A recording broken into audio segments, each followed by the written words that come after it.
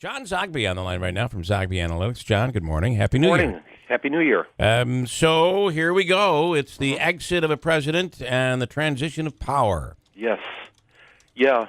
Well, the 44th president exiting with grace and dignity and a sense that he's a younger man who's going to stay involved. A new president breaking all the rules and all the protocols and probably in the process redefining what the presidency means. I just wrote late last night that remember the famous Patty Chayefsky movie Network? Howard Beale, I'm mad as hell, I'm not going to take it anymore. Yeah. This time it's the president who's going to be mad as hell, I'm not going to take it anymore. And it's pretty remarkable. Yeah. The press conference the other day is really not like anything we've seen before. And John, what do you make of it? Having a president-elect attack the media the way that Donald Trump did, it looks like we're in for, we were always told, listen, when he becomes president, that's when he becomes presidential. And some would say he was in control and very powerful and took control of that press conference, which he did. But there still are those things like you're fired. I mean, it's this stuff that we've just never seen before out of a president. This is a confluence of a whole lot of things. One is the press is at its lowest in terms of public trust, at least that mainstream press. And frankly, they can't seem to touch him.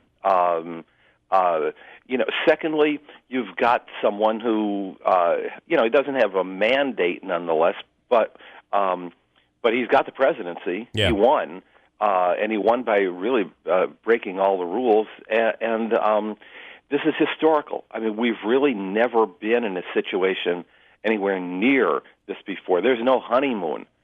He's picking up right where he left off. And what I think is interesting about you say no mandate. What I think is interesting that makes this a mandate is that it is so unprecedented. And I'm not talking about his behavior. I'm talking about his victory. He defeated. This is a David and Goliath. Even though he's the Goliath, somehow we made him the David, and it's the guy who could never win. We've said it over and over again, and he defeated all the odds.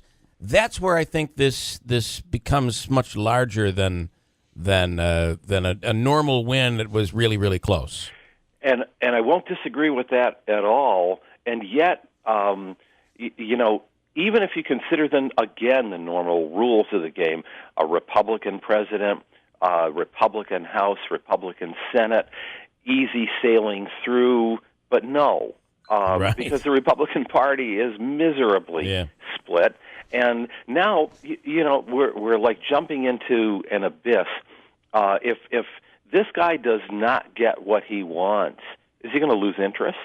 Yeah. That's one way of looking at it. On the other hand, or this is a guy who has built into his DNA, look, I don't want to be the 29th greatest president in American history. I'm number one.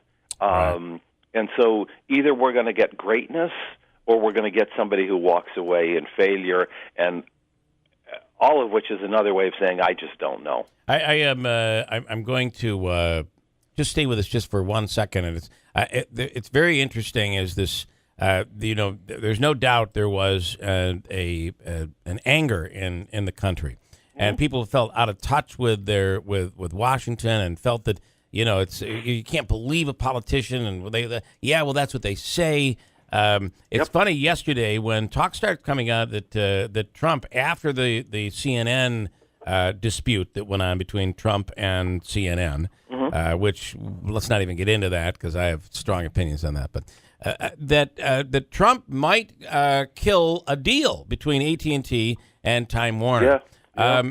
That's one might call that an abuse of power, but it's interesting. I had friends texting me saying, now you see who's in power. They're going to get just what they deserve. And it's almost like here's this billionaire who's coming in and fighting for the little people they're going to, for the first time, step up and put these people in their place. That's what I feel is going on right now. Absolutely. Really uncharted. And look, he is who he is, and he has always been what he has always been before he came to the presidency.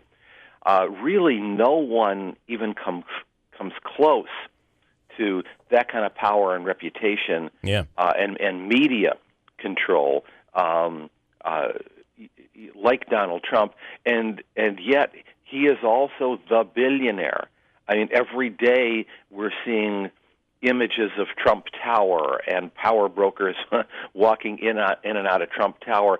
You know, this whole press conference was supposed to be about his divestiture. Well, how do you divest Donald Trump from Trump? Yeah. Let me just add one thing. BuzzFeed is totally irresponsible and reprehensible. Yep.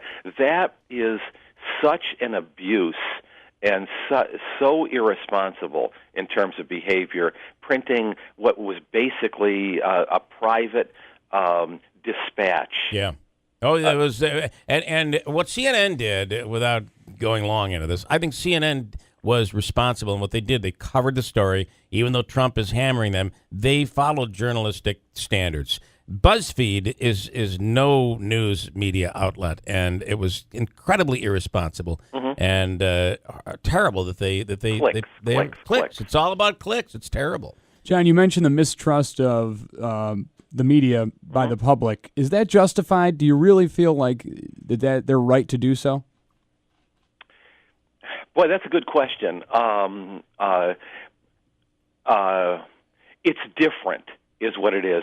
People are mad at the foundations of our system, a system that in many ways have let them down. And that system includes a lot of traditional institutions that we've generally looked to for safety and security. The media is one of them. Non-governmental organizations are others. There have been so many institutions that, in the public mind, have let them down. It's the media's turn, and particularly because folks are saying, well, I can get my own information. I don't need endless talking heads shouting at each other. And, just give me the facts. Don't give me your opinion, whether it's right or left. Right. And so this guy is, Donald Trump, is following the Saul Alinsky rule book, ironically. If I'm running an anti-elite, anti-establishment campaign, as soon as the elite or establishment starts biting back at me, I've won. Yeah. And he wins every single time. Yeah, he is. He certainly has not lost yet. Okay, we'll end with your thoughts on the president, but let's go with the surprise honor that was bestowed upon the vice president yesterday. No one is going to deny all the stories and all the jokes about Joe Biden, and I have been in his presence multiple times and have never gotten a word in edgewise.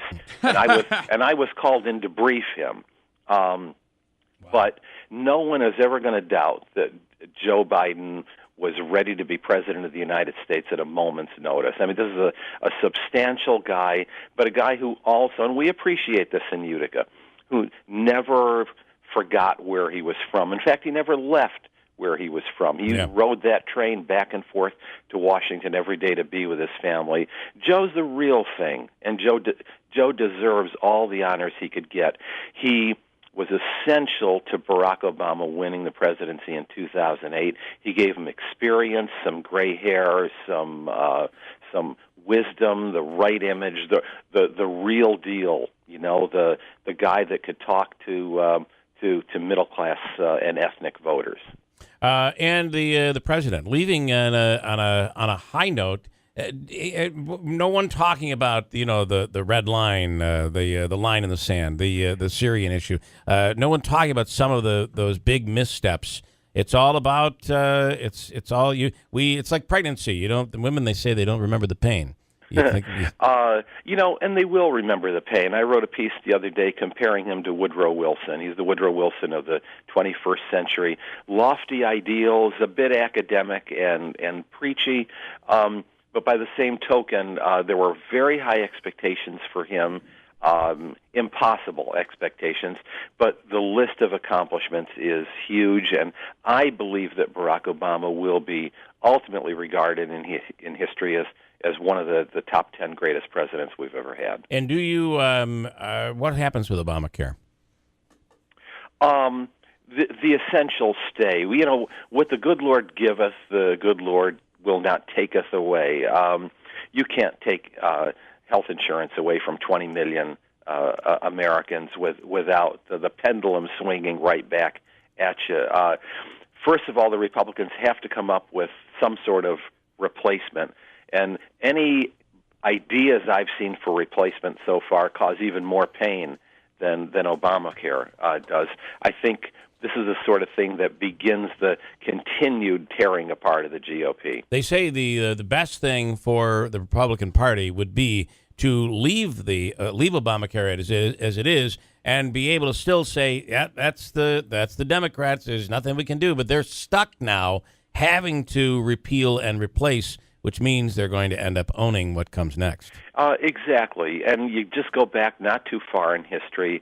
We've had the same sort of battles with Social Security, with the right of workers to organize into unions, Medicare and Medicaid. These were essentials.